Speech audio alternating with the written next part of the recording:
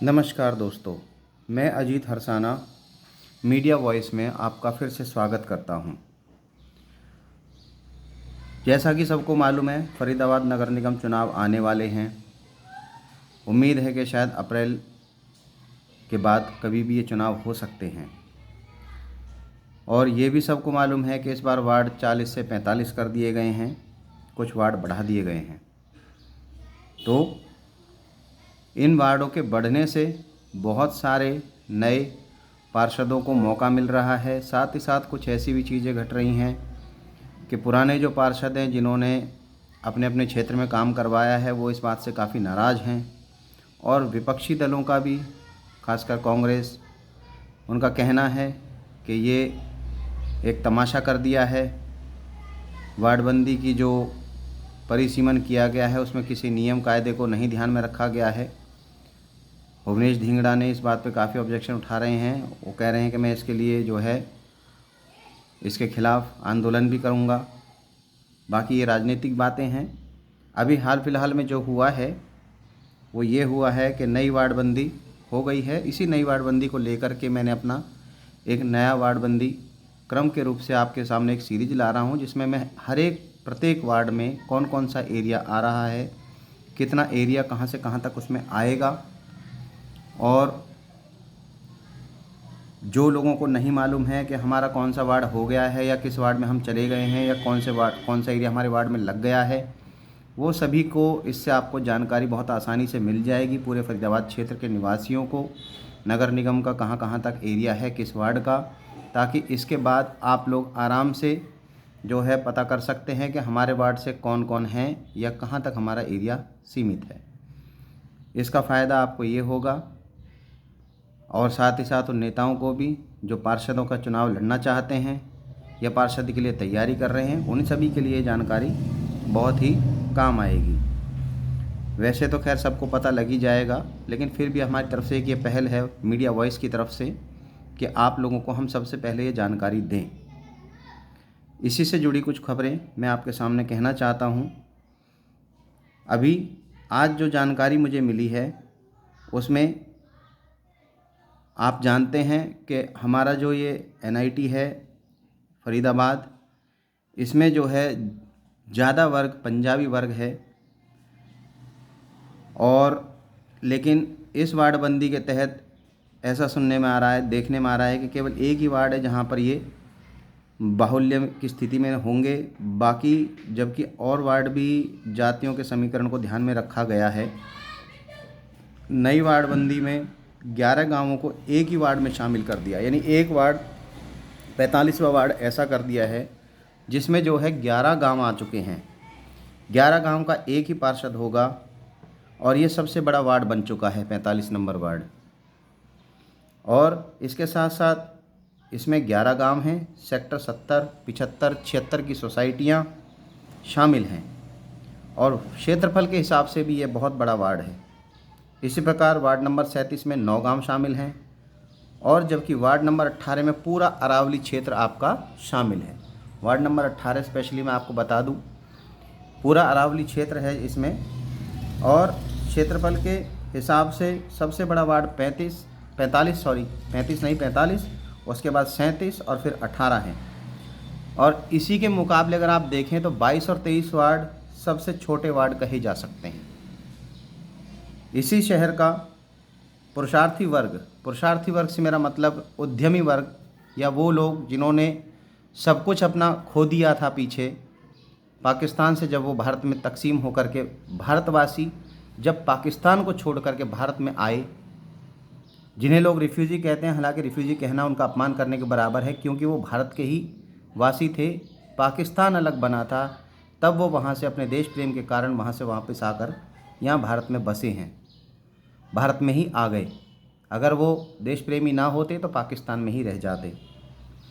खैर, ये इस बात पर चर्चा फिर हम कभी किसी दिन और करेंगे। अभी की जो बात है, इस वर्ग के बाहुल्य वाले पुराने इलाके में NH नंबर 1, 2, 3, 5 अब विभिन्न वार्डों के साथ अलग अलग जोड़ दिया है, सबको अलग अलग कर दिया गया है। ऐसे में इस वर्ग के बाहुल्य वाला वार्ड केवल अब एक 13 नंबर वार्ड रह गया है। बाकी सारे वार्ड में जो है पंजाबी वर्ग को बांट दिया गया है। इसमें NH1 और फ्रूट गार्डन भी शामिल है। इसके बाद आता है मुस्लिम बाहुल्य बड़खल गांव, उसको 3 अलग अलग वार्डों में बांट दिया गया है, जबकि अन्य इलाकों को विभिन्न स्लम और अन्य इलाकों के साथ जोड़ा गया है।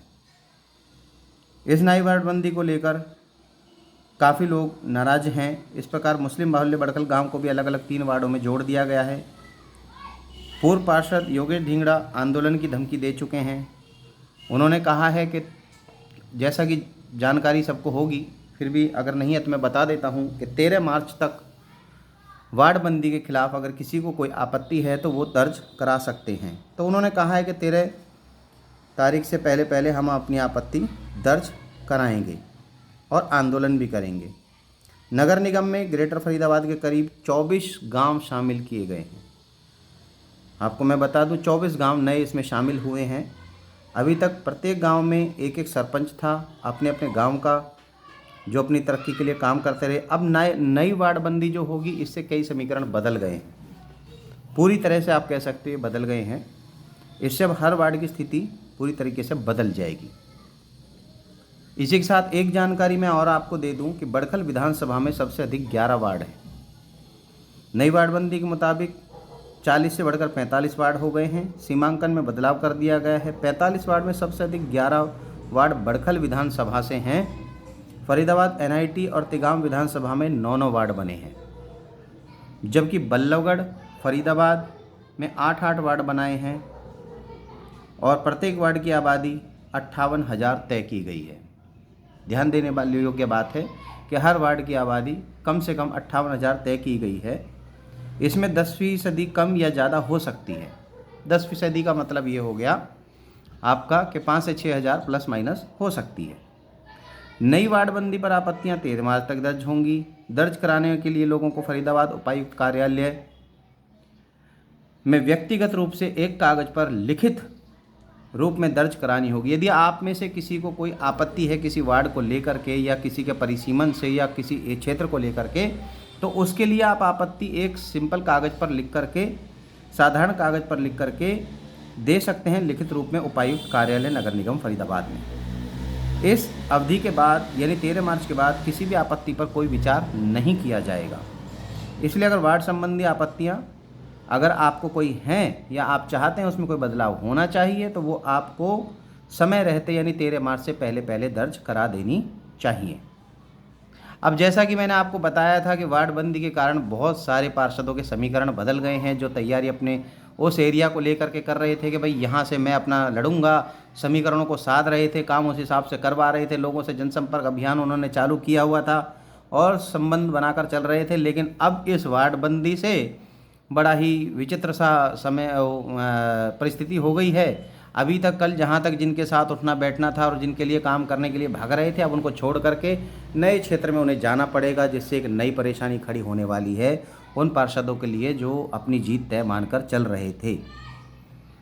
जबकि कुछ लोग ऐसे भी हैं जो जिनके हालात हारने के थे, लेकिन समीकरण बनने से उनको कहीं ना कहीं जीत की उम्मीद ज़्यादा दिखाई दे रही है। कुछ नेताओं का आरोप है प्रत्येक वार्ड में एक जाति विशेष के मतदाताओं को अवश्य रूप से शामिल किया गया है और ताकि जीत हार में महत्वपूर्ण भूमिका निभ सके।